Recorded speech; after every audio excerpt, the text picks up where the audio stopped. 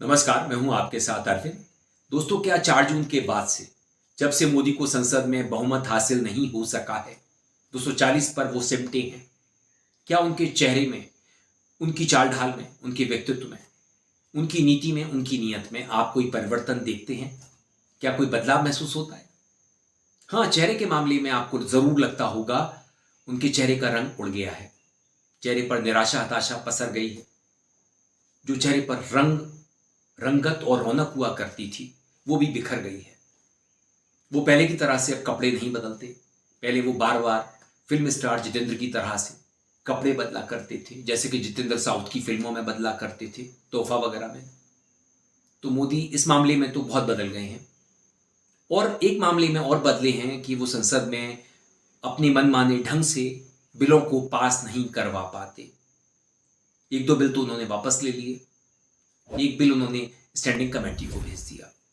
मगर मैं नीति और नियत के बारे में बात करूं, उनकी जांच एजेंसियों की छापामारी के बारे में बात करूं, तो वो उसी तरह से पहले से और ज्यादा डेडली हो गए।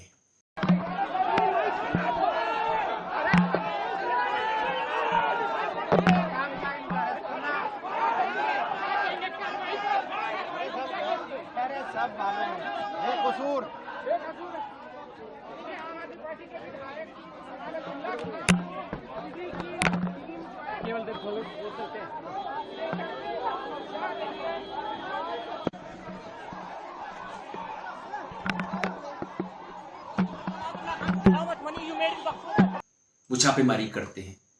जो भी मोदी का विरोध करता है वो उनके निशाने पर होता है। आज सुबह सवेरे दिल्ली में आम आदमी पार्टी के एमएलए अमानतुल्लाह खां के यहां ईडी पहुंच जाती है। सुबह 7 बजे अमानतुल्लाह गेट तक आते हैं। अंदर से ईडी के अफसरों से बात करना शुरू करते हैं। एमएलए बताते हैं कि मेरी मदर इन लॉ को कैंसर है। बहस होना शुरू हो जाती है। देखिए, इस वक्त जो है 7 बजे हैं और ईडी वाले मेरे घर पे सर्च वारंट के नाम पर मुझे अरेस्ट करने के लिए आए हैं। मेरी मदर इन लॉ, उनको कैंसर है। अभी 4 दिन पहले उनका ऑपरेशन हुआ है। वो भी मेरे घर पर हैं और मैंने इनको लिखा भी था और हर नोटिस का जवाब मैंने इनको दिया है। जब ये मुझे नोटिस कर रहे हैं तो सर्च वारंट के नाम पर सिर्फ इनका मकसद मुझे गिरफ्तार करना है, हमारे कामों को रोकना है। पिछले 2 साल से मुस्तकिल ये लोग मुझे परेशान कर रहे हैं, फर्जी मुकदमात लगा रहे हैं, आए दिन कोई ना कोई उलझन परेशानी खड़ी कर रहे हैं। और मुझे ही नहीं, मेरी पूरी पार्टी को, मुख्यमंत्री जी जेल के अंदर हैं, अभी मुख्यमंत्री जेल से आए हैं, संजय सिंह जेल से आए हैं और सत्येंद्र जैन जेल में हैं, और अब ये मुझे गिरफ्तार करना चाहते हैं। सिर्फ इनका मकसद है कि हम लोगों को तोड़ना और हमारी पार्टी को तोड़ना। तो दोस्तों, मोदी की ईडी अभी भी उतनी ही निर्ममता से विपक्षी दलों के नेताओं पर हमला करने में, उन्हें गिरफ्तार करने में लगी है। अभी भी उसकी नीति और नियत में कोई परिवर्तन नहीं आया है। भले ही सुप्रीम कोर्ट से ईडी को बार बार लताड़ मिल रही है, भले ही उनको बार बार चेताया जा रहा है कि आप दुर्भावना से जांच मत कीजिए और सिर्फ जेल में रखना आपका उद्देश्य है। बावजूद इसके आज अमानतुल्लाह खान, जो आम आदमी पार्टी के विधायक हैं, उनके घर पर ईडी सुबह सुबह छापा मारने के लिए पहुंच गई। ऐसे वक्त में जब उनकी मदर इन लॉ को कैंसर हुआ है, उनका ऑपरेशन हुआ है, और ऐसा नहीं कि ईडी को इस बात की जानकारी नहीं है। अमानतुल्लाह खान के वकील ने बाकायदा लिखकर उनसे समय मांगा कि उनकी सासू मां की तबीयत खराब है, कैंसर हुआ है, ऑपरेशन हुआ है, उनको कुछ दिन के लिए आप समय दे दें।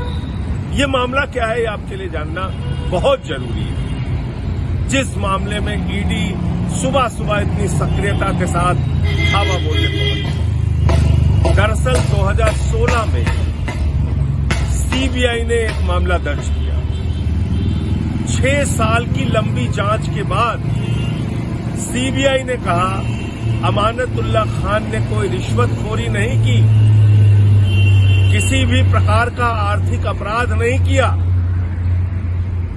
उनको गिरफ्तार भी नहीं किया सीबीआई ने। 2022 में उन्होंने फाइनल चार्जशीट दाखिल कर दी। और उसी मामले में जिसमें सीबीआई ने पर्चा दर्ज किया था, पहले एसीबी ने पर्चा दर्ज किया, फिर ईडी ने पर्चा दर्ज किया 2020 के अंदर। और मजेदार बात यह है कि एसीबी ने अमानतुल्लाह खान को गिरफ्तार भी किया। गिरफ्तार करने के बाद उनको जब जमानत मिली, उसमें भी ये कहा गया कि अमानतुल्लाह खान के खिलाफ रिश्वतखोरी के, भ्रष्टाचार के कोई सबूत नहीं है। ये एसीबी से मिली जमानत में लिखा हुआ है। इसके बाद ईडी अपना केस खत्म नहीं करती। 2023 में अमानतुल्लाह खान के घर पे छापेमारी करती है। ईडी ने अपने दफ्तर में बुला के 13 घंटे तक अमानतुल्लाह खान से पूछताछ की। और आज उसी मामले में, 2016 के मामले में, आज फिर धावा देने के लिए ईडी पहुंच गई है। आप लोगों को शर्म नहीं आती? ये आपकी जांच है। एक मामले की 3 इन्वेस्टिगेटिंग एजेंसी जांच कर रही है। 2 एजेंसी की जांच में कुछ मिला नहीं। आपकी जांच में कुछ आज तक साबित हुआ नहीं। पहले 13 घंटे की पूछताछ कर चुके हो।